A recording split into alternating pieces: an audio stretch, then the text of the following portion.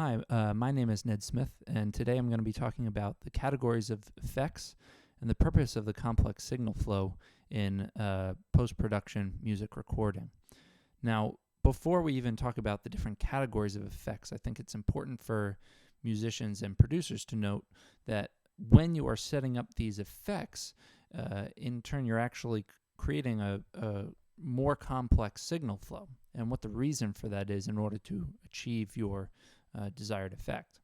So starting with the purpose of the complex signal flow, it's important to note that this is done in the DAW in the post-production phase or the mixing phase after the recording has been done.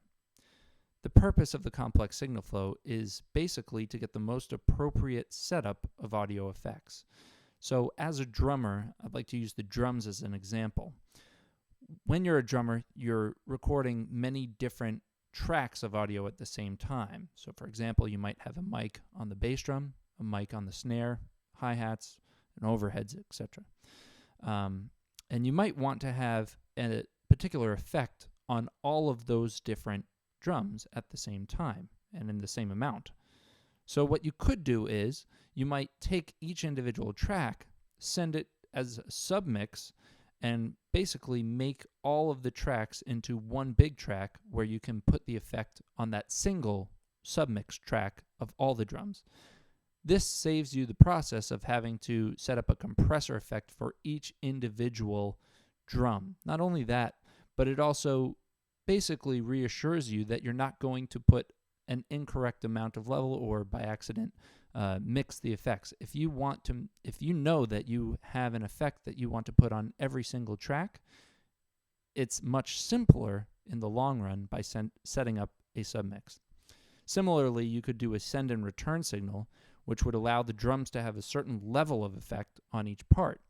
So for example, if you want to have your bass drum have a lot more reverb than, let's say, your hi-hats, you could do that by sending all of the tracks to a reverb track where the reverb is going to be sent back at different levels for each of those different drum tracks.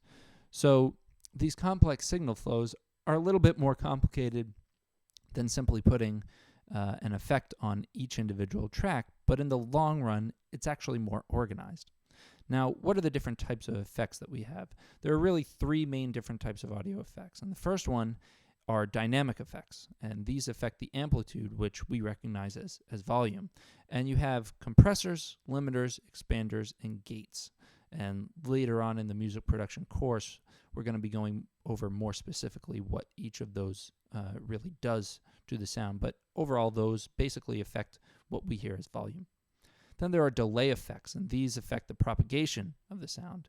And some of these include reverbs, delays, phasers, flangers, and choruses.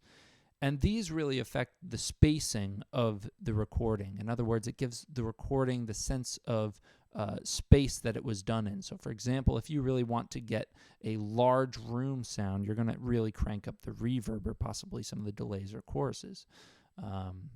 You could also create a very small room sound. So it really gives the amount of space to the recording. That's what delay effects really affect. And then you have your filter effects, and these affect the timbre, or really the sound going through the effect.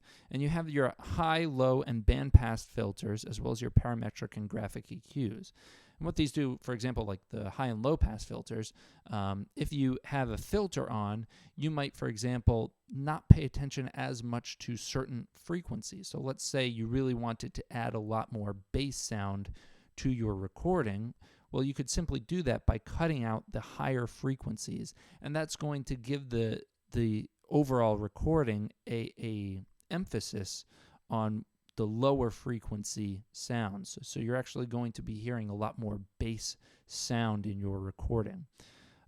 So I hope you learned a little bit about these different types of effects, what each of those types of effects are primarily used for, and why we go about setting a complex signal flow in order to achieve a more organized and ultimately better result in your production. Thank you for listening, and good luck with your next recordings.